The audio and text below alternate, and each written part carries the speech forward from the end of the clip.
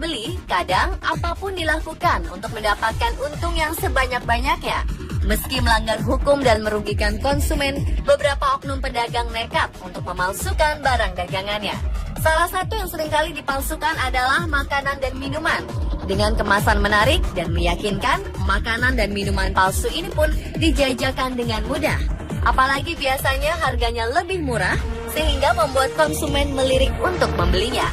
Pemirsa, On The Spot telah merangkum beberapa makanan dan minuman palsu tersebut dalam 7 kasus makanan dan minuman palsu di Indonesia.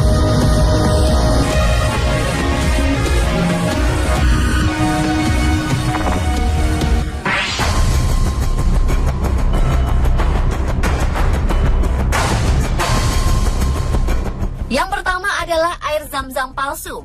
Penyidik Polres Jakarta Pusat menggerebek 2 pabrik penghasil air zam-zam palsu di Kramat Jati, Jakarta Timur, dan juga di Srengseng, Jakarta Barat. Penggerebekan ini bermula dari kecurigaan dan adanya informasi masyarakat tentang adanya air zam-zam palsu yang dijual di sebuah ruko di kawasan Tanah Abang, Jakarta Pusat. Untuk mengelabui konsumen, air zam-zam diberi tempelan segel bandara agar terlihat sebagai barang impor asal Saudi. Namun isinya tentu saja bukan air zam-zam asli, melainkan hanya air mineral biasa. Dari hasil penyelidikan pemilik toko tersebut, diketahui ada 2 pabrik penghasil air zam-zam palsu. Dalam penggerebekan itu, polisi menyita sedikitnya 30 dus air zam-zam siap edar, 2 karung kemasan plastik, 3 kantong plastik jerigen kosong 350 ml, beberapa galon air mineral, dan juga barang bukti lainnya. Para tersangka berhasil diamankan oleh pihak berwajib. Mereka dijerat Undang-Undang Kesehatan, Undang-Undang Perlindungan Konsumen, dan Undang-Undang Pangan dengan ancaman hukuman 5 tahun penjara.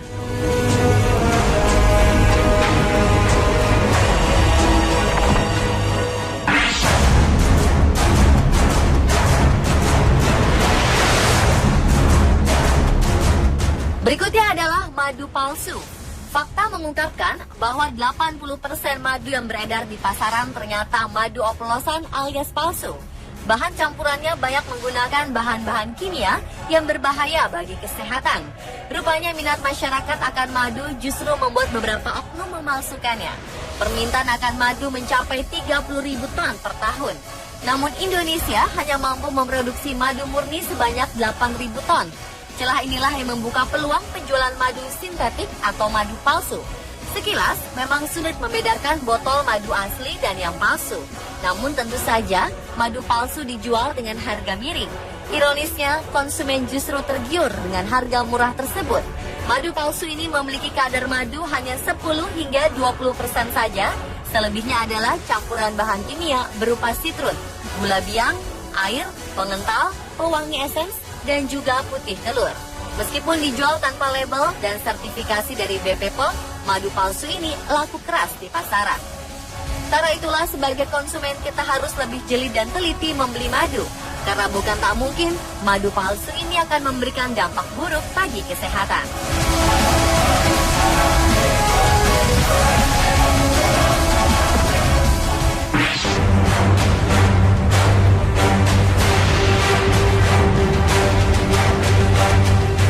Berikutnya adalah maraknya peredaran telur palsu di tanah air. Salah satunya adalah telur asin palsu. Telur asin ini dibuat dari telur berkualitas buruk atau afkiran yang harusnya tak diperjualbelikan. Telur afkiran adalah telur yang gagal dibuahi selama 18 hari proses pengeraman. Telur ini infertil karena tidak mengandung embrio ayam yang sehat. Meski bisa dikonsumsi, telur afkiran ini telah kehilangan sebagian besar kandungan gizinya. Bahkan proteinnya hanya tersisa 3% saja. Salah satu cara pedagang nakal adalah dengan menjual telur afkir ini dalam kondisi matang atau dijadikan telur asin. Telur asin palsu ini pun hanya dihargai Rp500 per butir. Meski murah, telur asin palsu ini bisa saja membahayakan kesehatan. Ini karena pedagang menambahkan pewarna tekstil untuk mewarnai cangkang telurnya. Setelah diamplas menggunakan serbuk kelapa, telur-telur ayam ini direbus dalam larutan zat pewarna sintetis hijau. Sedangkan rasa asinnya diberikan dengan cara menyuntikkan air garam ke dalam telur.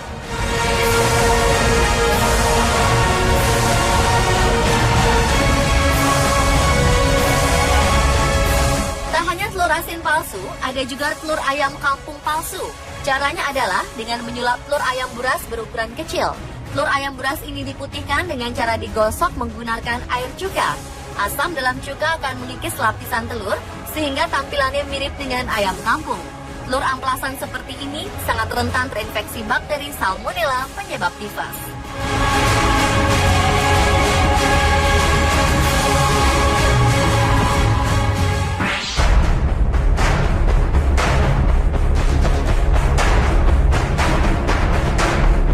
Ratusan botol dan drum berisi saus cabai diamankan petugas dari tempat pengolahan saus oplosan milik warga di Desa Namorambe, Kabupaten Deli Serdang, Sumatera Utara. Selain mengamankan saus oplosan, petugas juga menyita 4 tong diduga berisi zat berbahaya. Bahan penyedap makanan ini diduga dicampur dengan zat pewarna tekstil. Setelah dikemas, saus oplosan ini kemudian dijual ke pasaran. Para tersangka dan barang bukti yang disita petugas kini diamankan di Mapolda Sumatera Utara untuk penyidikan lebih lanjut. Polisi masih terus melakukan pengembangan dengan mengambil sampel saus cabai tersebut ke laboratorium. Dirkrimsus Polda Sumatera Utara, Kombes Ahmad Haidar mengatakan, saus yang mengandung zat berwarna tekstil ini sangat berbahaya bila dikonsumsi manusia.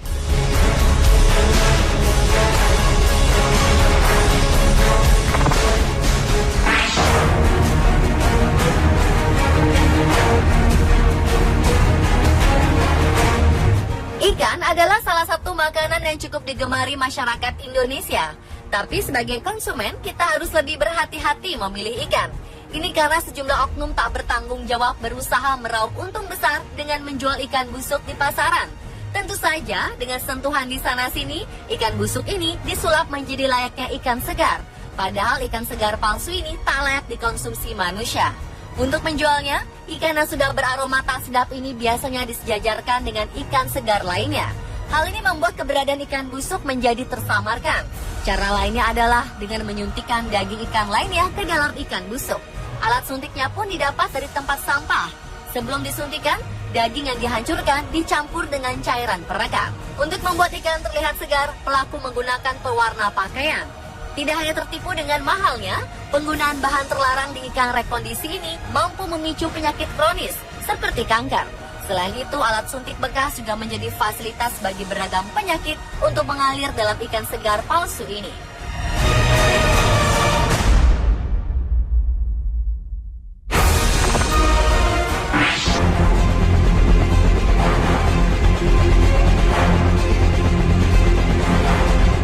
Abon sapi adalah salah satu makanan yang praktis untuk dikonsumsi bersama nasi.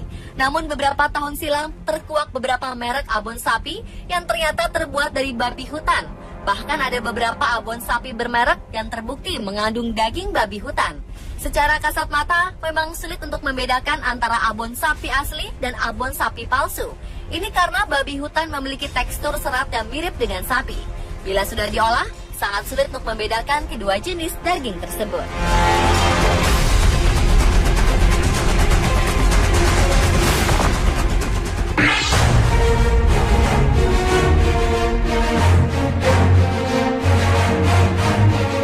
Minum teh dalam kemasan biasanya menjadi salah satu pilihan praktis kala dahaga datang.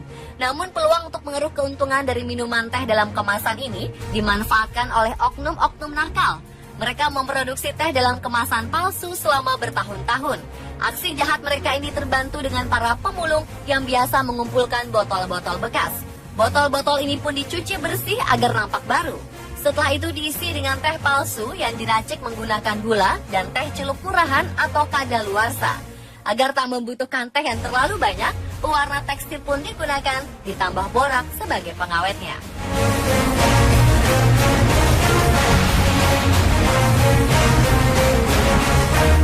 Pemirsa, itulah ke-7 kasus makanan dan minuman palsu di Indonesia versi On The Spot.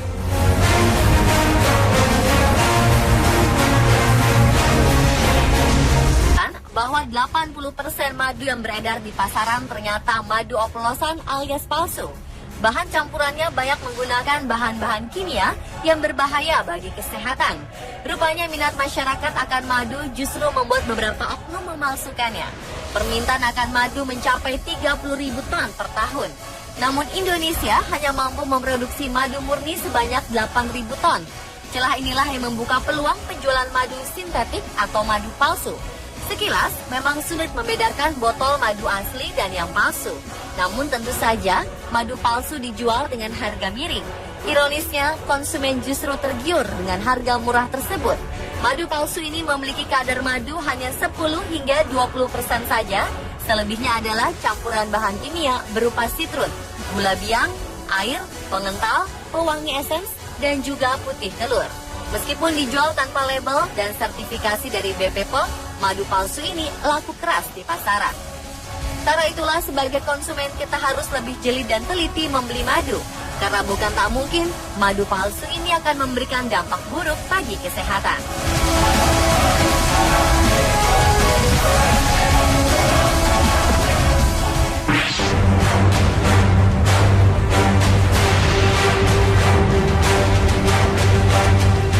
Berikutnya adalah maraknya peredaran telur palsu di tanah air.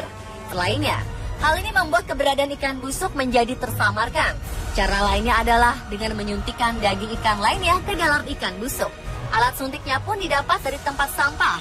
Sebelum disuntikan, daging yang dihancurkan dicampur dengan cairan perekat. Untuk membuat ikan terlihat segar, pelaku menggunakan pewarna pakaian. Tidak hanya tertipu dengan mahalnya, penggunaan bahan terlarang di ikan rekondisi ini mampu memicu penyakit kronis seperti kanker. Selain itu, alat suntik bekas juga menjadi fasilitas bagi beragam penyakit untuk mengalir dalam ikan segar palsu ini.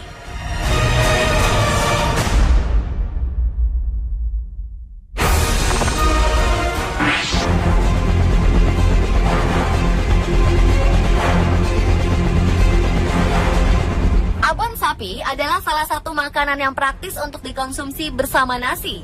Namun beberapa tahun silam terkuak beberapa merek abon sapi yang ternyata terbuat dari babi hutan. Bahkan ada beberapa abon sapi bermerek yang terbukti mengandung daging babi hutan. Secara kasat mata memang sulit untuk membedakan antara abon sapi asli dan abon sapi palsu. Ini karena babi hutan memiliki tekstur serat yang mirip dengan sapi. Bila sudah diolah, sangat sulit untuk membedakan kedua jenis daging tersebut.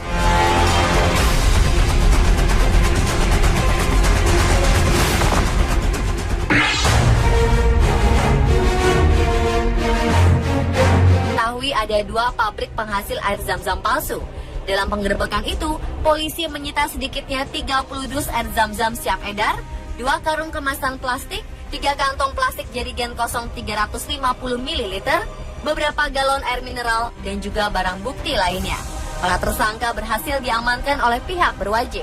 Mereka dijerat Undang-Undang Kesehatan, Undang-Undang Perlindungan Konsumen, dan Undang-Undang Pangan dengan ancaman hukuman 5 tahun penjara.